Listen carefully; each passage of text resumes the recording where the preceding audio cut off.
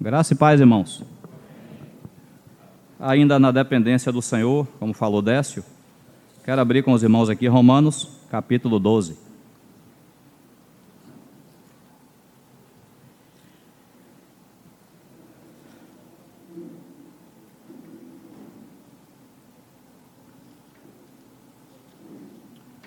Romanos, capítulo 12, verso também 12.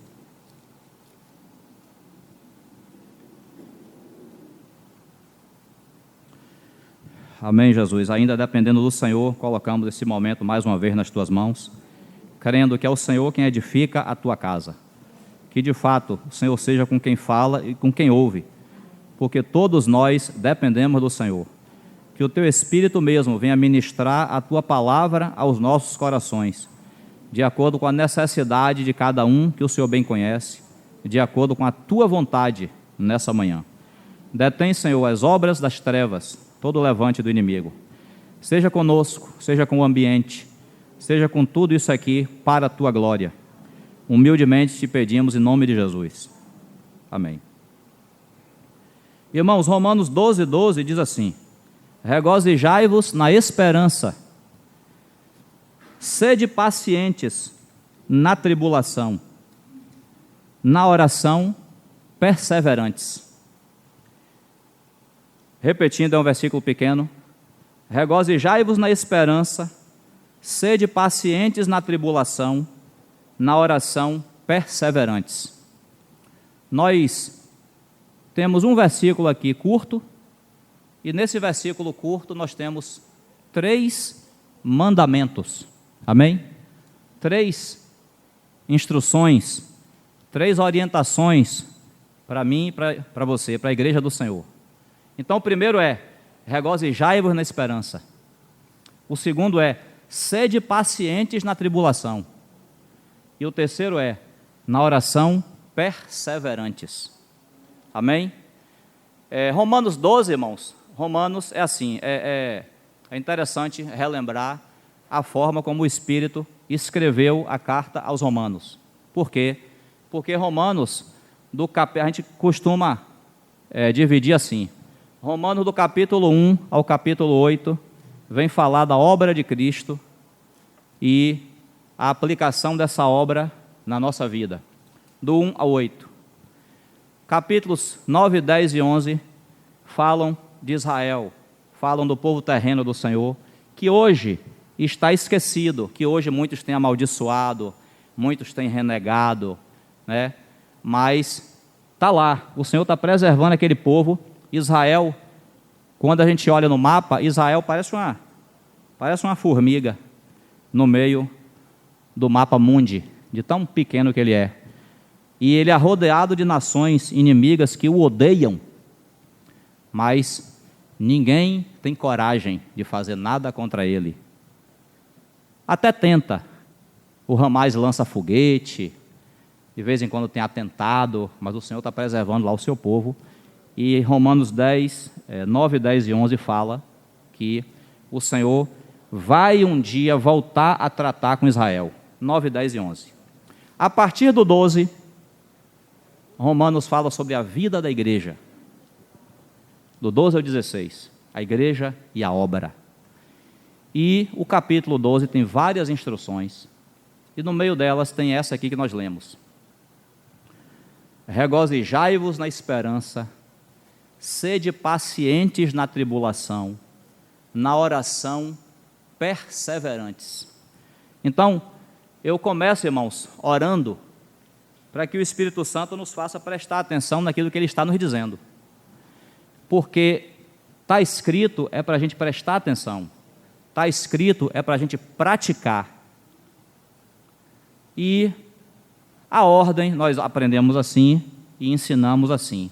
A ordem como o Senhor coloca os assuntos nas Escrituras é importante. A ordem é importante. Então, primeiro começou por esperança, depois ele falou de tribulação, depois ele falou de oração. Né? Então, o Senhor começou esse versículo falando para nós, para mim e para você. Repito o que já falamos antes, não hoje, mas Temos falado sempre isso. Essa palavra é para os crentes, para aqueles que já receberam Jesus como Senhor e Salvador da sua vida. Porque as pessoas aí fora, e nós estávamos entre elas, elas não têm esperança. Jesus, o Senhor, não pode falar de esperança para uma pessoa que não tem esperança. Ele só pode dizer assim: regozijai-vos na esperança para aqueles que têm esperança. Nós temos esperança. Nós estávamos aí fora, Efésios capítulo 2 diz que nós estávamos sem esperança e sem Deus no mundo. Esse era nosso estado aí fora. Por mais religiosos, bonzinhos, por mais bons cidadãos que nós fôssemos, mas o diagnóstico da Bíblia para o homem aí fora é sem esperança e sem Deus no mundo. É assim, nosso estado antes.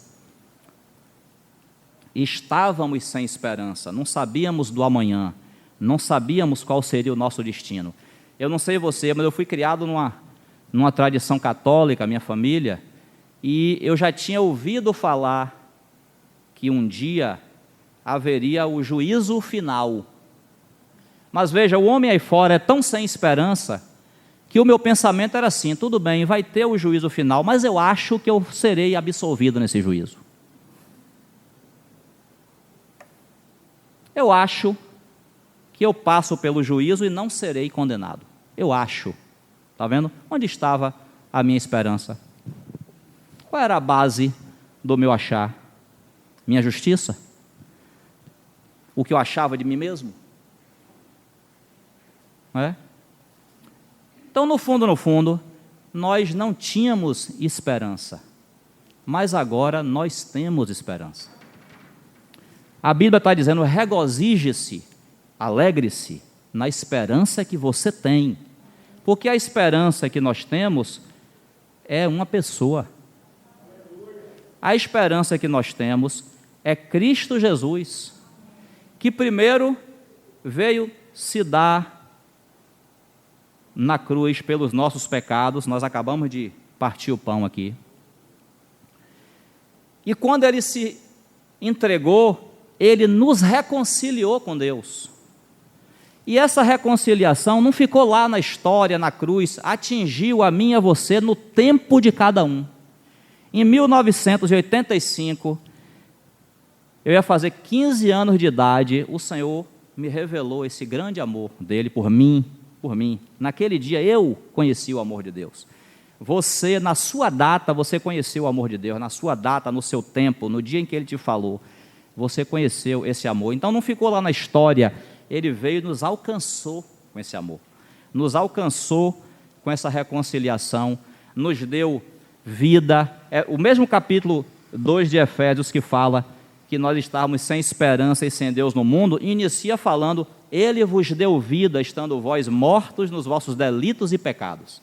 Estávamos mortos. A gente era muito vivo, muito forte para pecar, para viver longe da vontade de Deus, mas para Deus, mortos. Separados de Deus pelo nosso pecado. Não havia esperança.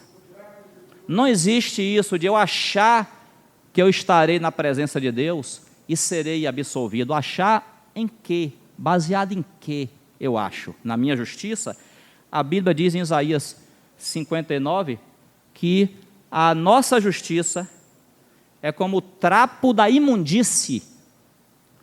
Trapo da imundície é assim: aquela pessoa leprosa, com o corpo todo coberto de feridas, ela era enfaixada. A faixa cobria aqueles emplastros, aquelas feridas purulentas. Se você desenfaixasse o leproso, aquela faixa, do jeito que saía ali, com a secreção daquela ferida, era a nossa justiça. É assim mesmo, é assim que a Bíblia diz: nossa justiça como trapo da imundície. Então, como um homem pecador vai comparecer à presença do Deus Santo confiando na sua justiça, na sua bondade, naquilo que Ele pode produzir de bom? Então só nos restava um veredito: condenados eternamente. Não tinha esperança. mortos em nossos delitos e pecados.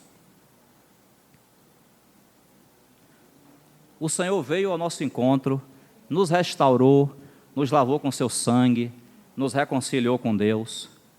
E 1 Coríntios 15 fala que se a nossa esperança em Cristo se limita apenas a essa vida, somos os mais infelizes dos homens. Ou seja, nós temos esperança em Cristo para essa vida, para a vida vindoura, é uma esperança eterna, é uma esperança firme esperança nós temos.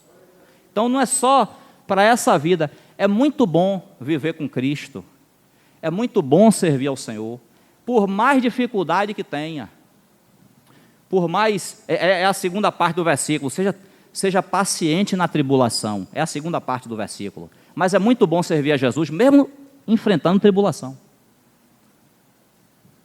Porque, eu já estou avançando, mas eu vou voltar, mas eu quero avançar só para dizer o seguinte, porque o sofrimento do crente não é o sofrimento, a tribulação que o crente passa não é uma tribulação sem sentido, sem propósito, é tudo ali calculado pelo Senhor para o nosso ensino, para a nossa transformação. Então até o sofrimento que o crente passa é benéfico.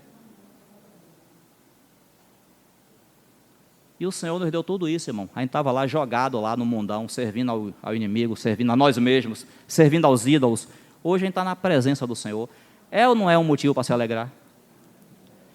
Então, o Espírito não está falando assim, tente aí se alegrar.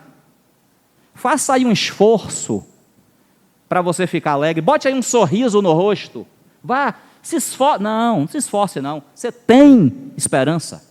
Você pode se alegrar.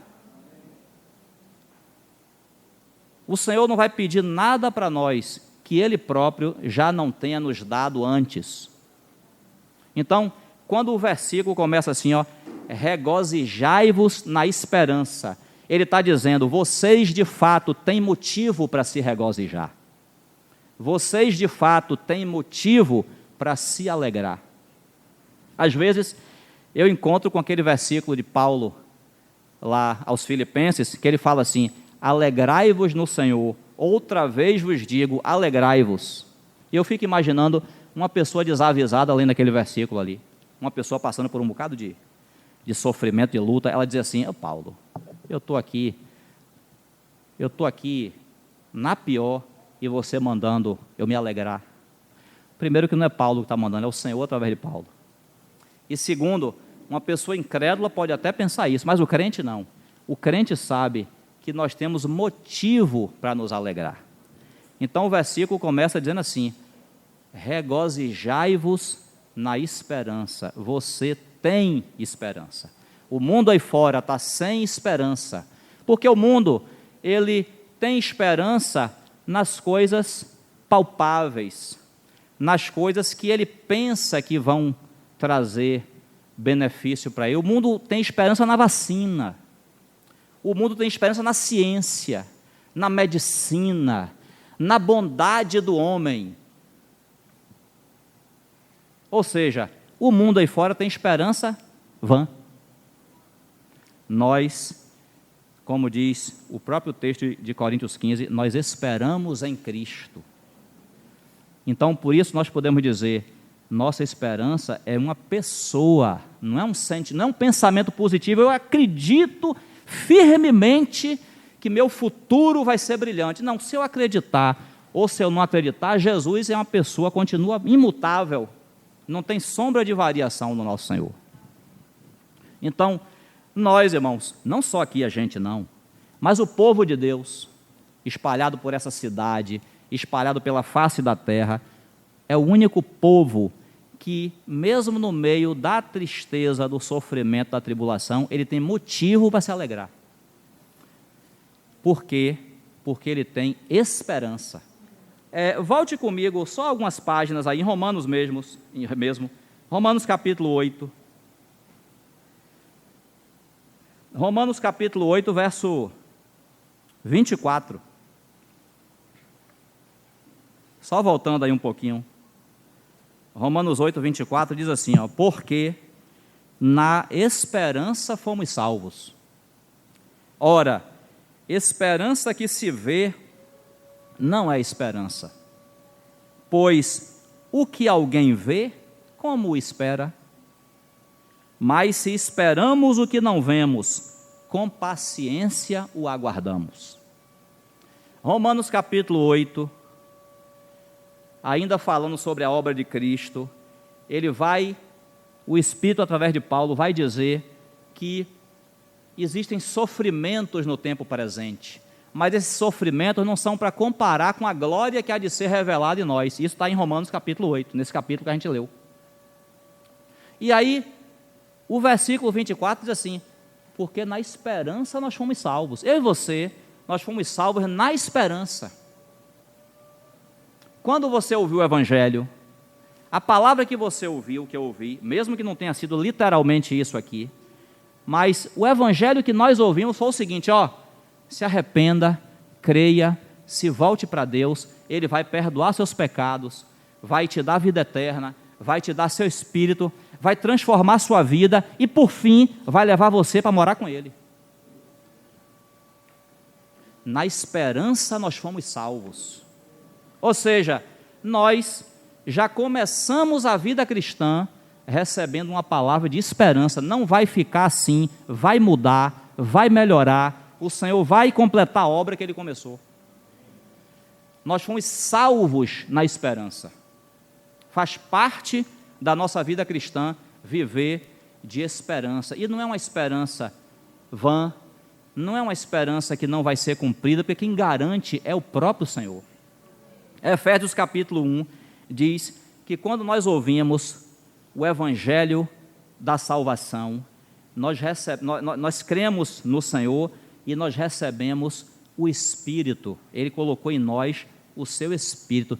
Qual é a diferença do crente para uma pessoa religiosa aí fora? Nós temos o Espírito Santo dentro de nós.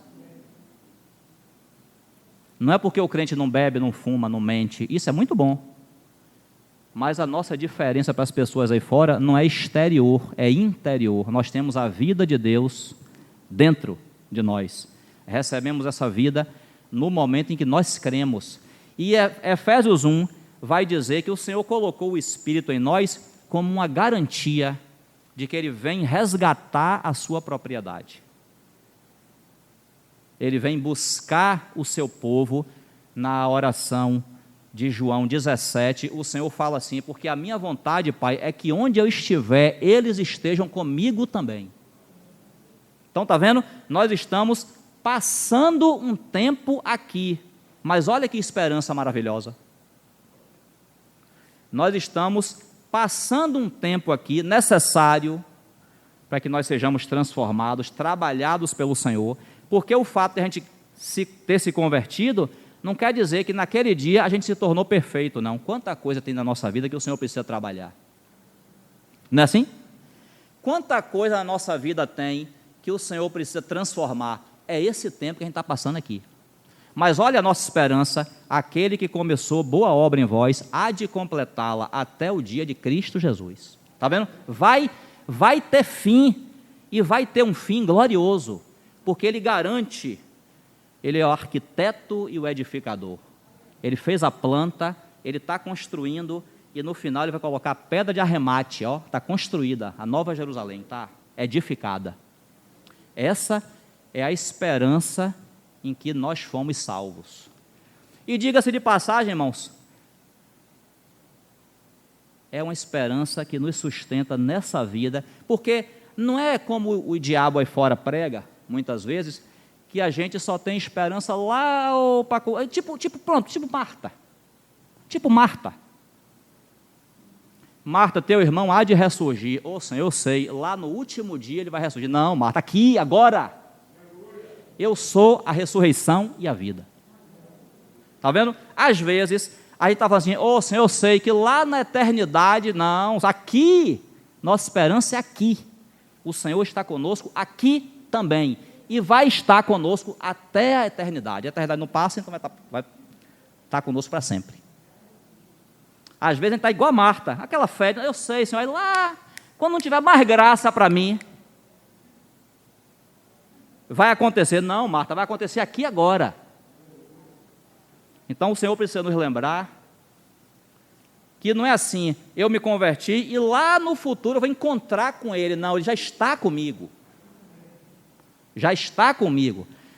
Nunca jamais te abandonarei. Olha que bênção. Eis que estou convosco todos os dias. Que dia é hoje? Domingo, dia 17. Domingo, 17 de outubro de 2021. Eis que estou convosco todos os dias, até a consumação do século. Aí na consumação do século, acabou não, agora que começou. Na consumação do século, agora que a gente vai ficar com Ele para sempre. Então, irmãos, nós temos essa esperança, e por causa desse pouquinho de coisa que a gente falou aqui, nós já temos muito motivo para nos alegrar diante do Senhor. Alegrar. Às vezes, os irmãos encontram conosco e a gente está abatido por causa da tribulação, por causa de alguma luta. Mas, geralmente, o crente, ele é assim, ó, ele está abatido, ele está passando pela luta. Você encontra com ele, ele não está com um sorriso aberto, mas ele fala assim para você, no meio da conversa, ele fala assim, irmão, mas Jesus é o Senhor, e estamos firmes, e Ele vai dar jeito, pronto. Porque o crente tem esperança.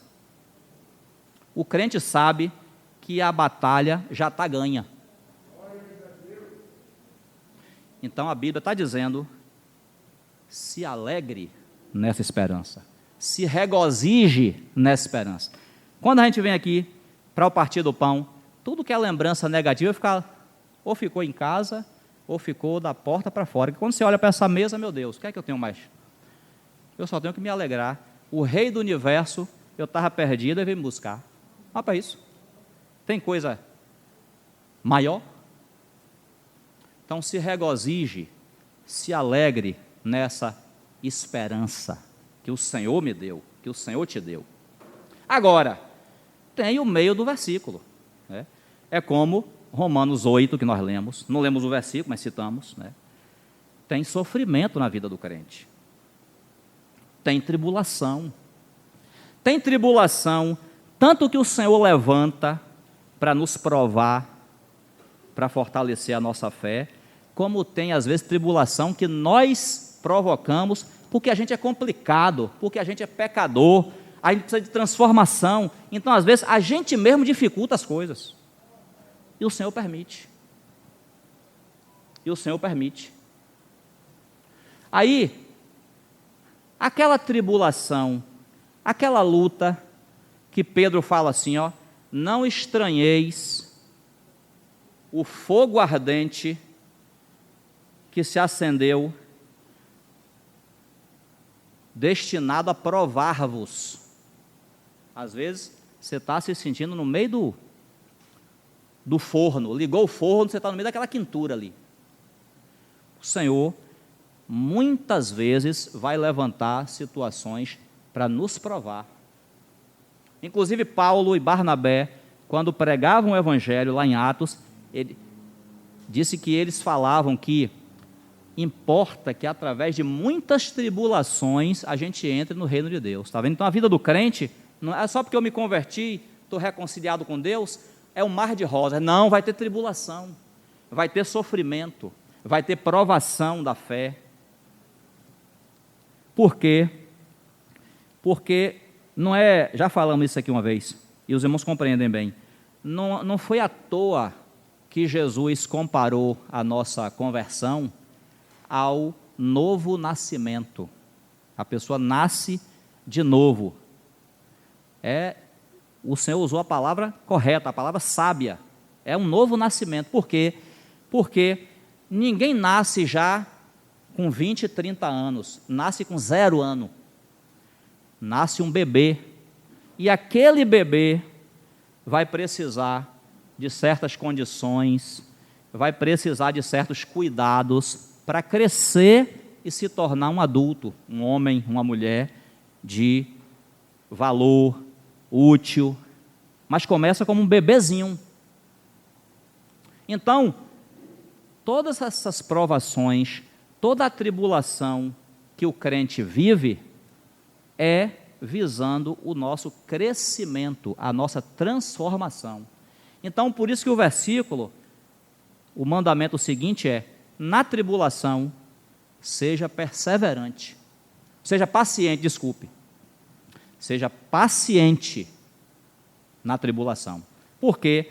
Porque quando a gente está vivendo a tribulação, a luta, a gente quer sair logo daquela situação ali. E muitas vezes você descobre que você saiu de uma e caiu em outra. Não é assim? Por quê? Porque o Senhor, Ele quer continuar trabalhando em nós. Nós já falamos isso aqui várias vezes, eu vou repetir. Eu e você, olhando para a vida de Jó, talvez jamais disséssemos que aquele homem precisava de transformação. Dizia? Muito difícil. Porque você vê a própria Bíblia, o próprio Senhor, dando testemunho dele. Homem fiel, íntegro, reto, temente a Deus, se desvia do mal. Aí, se fosse hoje, iam fazer uma imagem dele, botar uma vela, é santo. Assim, vamos fazer promessa para ele. Aí fora, né? Aqui não. Amarrado. Mas Deus, irmão, irmã, Deus sabia exatamente o que ele precisava trabalhar na vida de Jó, e fez Jó passar por aquele sofrimento todo. Quando Tiago cita a história de Jó, Tiago cita isso. Ó, veja a paciência de Jó e veja o fim que o Senhor lhe deu. Ó, Jó passou por aquilo tudo, tribulação que eu não conheço ninguém que tenha vivido igual. Mas na paciência, ó, na tribulação, a gente tem que ser paciente, é Romanos 12:12. Naquela tribulação que Jó, coitado, não entendia nem de onde veio. Não é possível que Deus achou um motivo para me tratar dessa forma aqui. Não é possível, gente. Ele não sabia, Jó estava confuso. Não sabia nem de onde. Não é possível. Aí teve algum engano. Se ele me der uma oportunidade pequena de me chamar para uma audiência, eu vou provar que eu estou certo e ele está errado. Mas Jó falou isso, irmão. A gente acha uma loucura isso, né? Como é que o ser humano vai estar certo? Mas é a tribulação, irmão. É o sofrimento da pessoa, entendeu? Que ela se agarra muitas vezes ao inagarrável, se é que tem essa palavra. Jó estava. É por isso, inclusive, que Romanos 8, eu gosto muito daquele versículo, quando fala assim, ó. Semelhantemente, o Espírito intercede por nós com gemidos inexprimíveis. Por quê? Porque nós não sabemos orar como convém. Você está no meio da luta, da tribulação, você não sabe nem o que orar. Você fala besteira, você não sabe nem o que você está dizendo. Era Jó.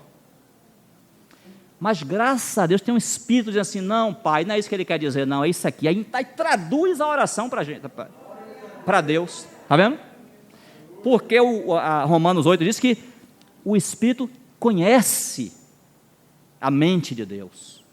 Ele sabe exatamente o que está se passando. Então ele intercede por nós com gemidos inexprimíveis da forma que a oração precisa ser feita. Graças a Deus. Né? Então, na tribulação, é para a gente ser paciente, não é para a gente se desesperar, meu Deus, acabou tudo. Paulo, em segunda, tem versículos que não dá para ler por causa do tempo, mas os irmãos conhecem, 2 aos Coríntios, capítulo, quando inicia 2 aos Coríntios, Paulo fala assim, ó, não quero, irmãos, que ignoreis a natureza da tribulação que nós tivemos na Ásia, porque foi além das nossas forças, a ponto de desesperarmos da própria vida. Ó, o Senhor, ali no versículo, não está claro o que foi que aconteceu com eles, não. Só está claro que foi uma tribulação muito grande, a ponto de eles falarem assim, ó, acabou, morreu aqui. Não vai, dessa a gente não passa. Está dizendo. Mas aí o próprio Paulo, a questão da esperança, tem esperança no nosso Deus, aleluia, nós somos um povo de esperança. O próprio Paulo, quando fala dessa tribulação gigante, ele fala assim, ó, mas isso nos sobreveio para que nós confiássemos no Deus que ressuscita os mortos. Olha para isso. Quer dizer, com a própria tribulação, ele está dizendo assim, ó, mas o Senhor nos ensinou que se a gente morresse ali, Ele era poderoso para nos ressuscitar. Então, no fundo, está tudo na mão dEle. Aleluia. Então, por isso, irmãos, o Senhor já nos capacitou para que na tribulação a gente seja paciente. E aí, ó, ainda em Romanos, volte mais um pouquinho comigo aí, capítulo 5. Capítulo 5, verso 1, só voltando aí algumas páginas, fala assim, ó, justificados, pois, mediante a fé, temos paz com Deus, por meio de quem? De nosso Senhor Jesus Cristo, por intermédio de quem obtivemos igualmente acesso pela fé a esta graça, na qual estamos firmes, graças a Deus, e gloriamo-nos na esperança da glória de Deus, está vendo? Nós temos essa esperança, a gente se gloria nela. E aí fala assim, ó, e não somente isto, não é só na esperança da glória de Deus que a gente se gloria, não, tem mais uma coisa aqui. E não somente isto, mas também nos gloriamos nas próprias tribulações. Ó, sabendo que a tribulação produz o quê?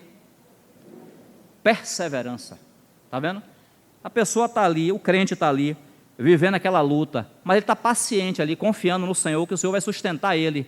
Aquilo, sem ele saber, sem ele ver, está produzindo nele uma perseverança. A tribulação produz perseverança. E a perseverança, experiência. E a experiência, esperança. Está vendo? Volta. A esperança é reforçada pela tribulação que eu estou passando. Ora, a esperança não confunde, porque o amor de Deus é derramado em nosso coração pelo Espírito Santo que nos foi outorgado. É isso que aconteceu com Paulo ali. Ele está desesperado ali por causa da tribulação, mas o próprio amor de Deus que está nele produz uma esperança que não confunde, não acabou tudo não. O nosso Deus ressuscita os mortos. Então, se Ele quiser que a gente morra, ok, é propósito dEle, mas se não, Ele deixa a gente morrer e ressuscita, igual a Abraão. Abraão, quero o seu filho. Tá bom, Senhor. Aí Hebreus vai dizer, Hebreus 11, que Abraão entregou Isaac, crendo que, Isaac é o filho da promessa.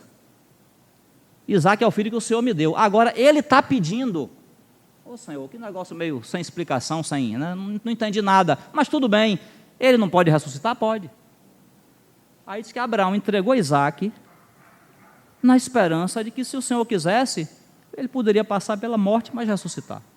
E foi o que aconteceu, de onde figuradamente também o recobrou, né? Porque é como se Isaac tivesse morrido, mas o Senhor não deixou que ele morresse. Então, essa esperança que nós temos não confunde, o Senhor não deixa o seu povo confundido. Todo aquele que nele crê não será confundido. O Senhor não vai deixar o povo dele confuso. Nós estamos num tempo que fica assim, né? A ciência, a fé. Essa pandemia evidenciou aí um bocado de coisa, né? Mas, irmãos, de uma certeza nós podemos nos valer. Eu sou o bom pastor. E o bom pastor dá a vida pelas suas ovelhas. Eu sou o bom pastor. As minhas ovelhas conhecem a minha voz e me seguem. Nós temos essa confiança de que o Senhor não vai nos deixar confusos. Nós vamos ouvir a voz dEle no meio de toda essa tribulação e vamos saber para onde seguir. Porque só as ovelhas do Senhor conhecem a voz dEle, mais ninguém. Só as ovelhas conhecem a voz do pastor. E graças a Deus, Ele é o pastor e bispo das nossas almas. Então, na tribulação, seja paciente. Tem uma versão, não me lembro qual é, se você tiver aí, você me ajuda, desse capítulo 5 que nós lemos de Romanos, que diz que, nessa sequência, a tribulação produz perseverança, a perseverança, experiência, tem assim, ó, produz caráter. Se eu não me engano, é King James. Diga. Pronto, caráter aprovado, na NVT, tá vendo? Essa tribulação, essas provações que nós estamos vivendo, não são à toa, elas desejam formar em nós esse caráter aprovado. Irmãos, até Jesus diz que, mesmo sendo filho, Hebreus, ele aprendeu a obediência pelas coisas que ele padeceu. Aprove a Deus que o seu filho passasse por esse processo humano que nós passamos, do sofrimento, para poder dobrar a nossa vida em obediência a Ele e a gente ser transformado. Até Jesus passou por isso, aprendeu a obediência pelas coisas que sofreu.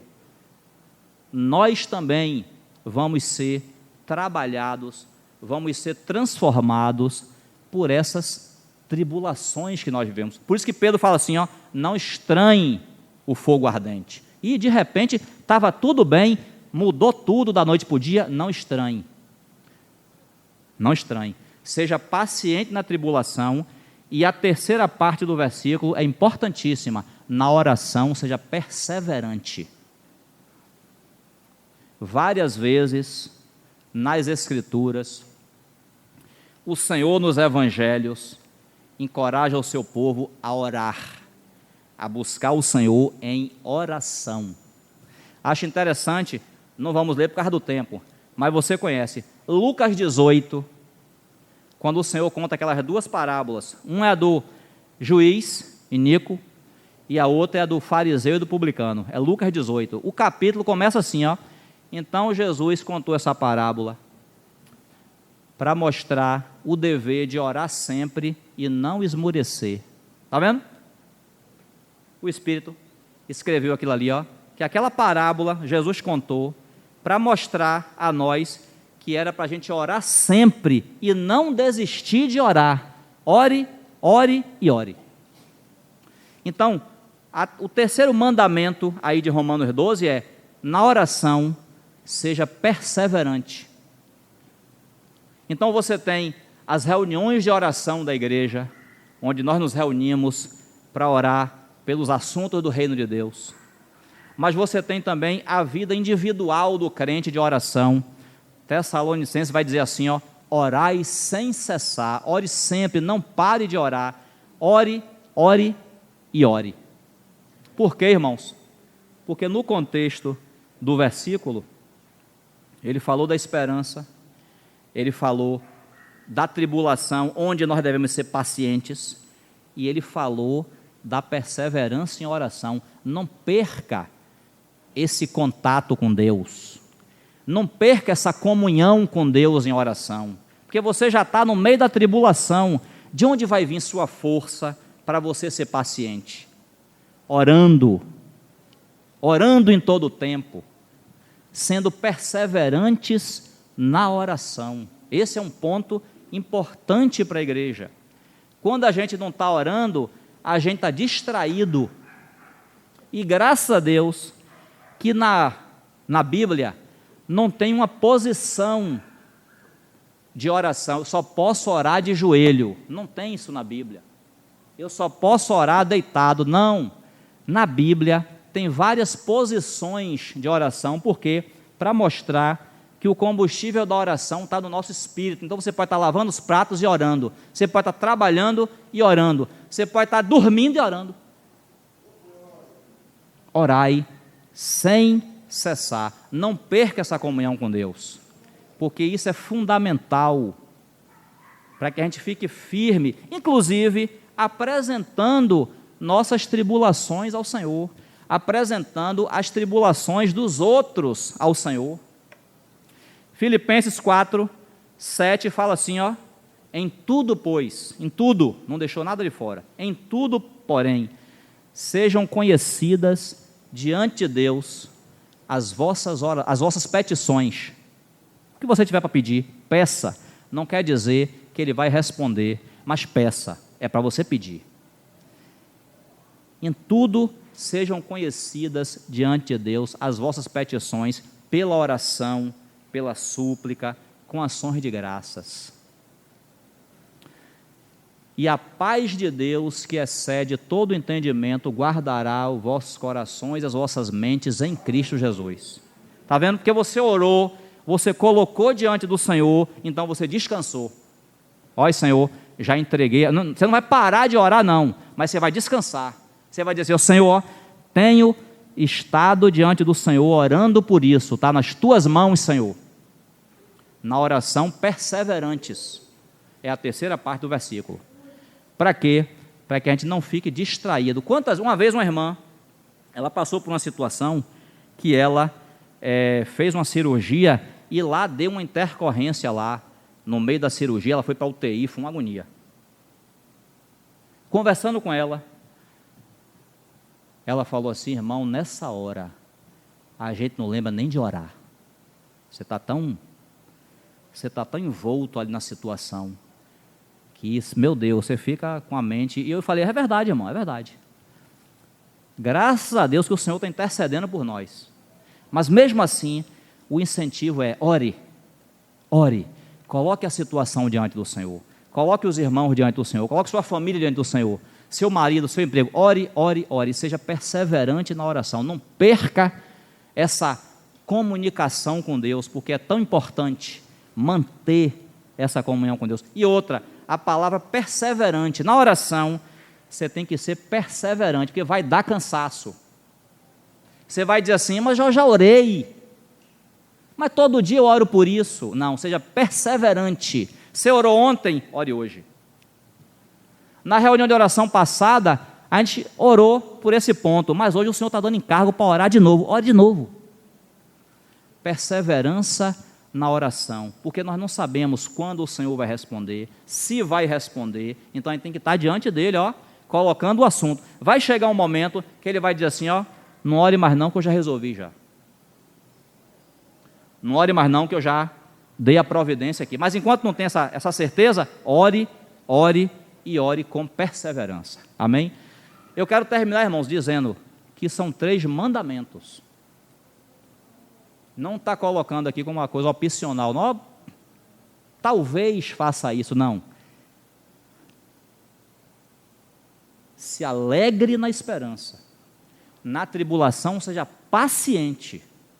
E na oração, seja perseverante. 3 mandamentos para nós. Amém? O tempo, graças a Deus, casou aqui com o final do sentimento. Vamos orar aí. Te agradecemos, Senhor, pela Tua palavra e nos colocamos diante de Ti. Só o Senhor mesmo para nos capacitar a cumprir a Tua palavra. Te agradecemos pela esperança que o Senhor nos deu. Pedimos ao Senhor graça para sermos pacientes na tribulação e que o Senhor mesmo seja a nossa perseverança em oração. Nós te agradecemos em nome do Senhor Jesus. Aleluia.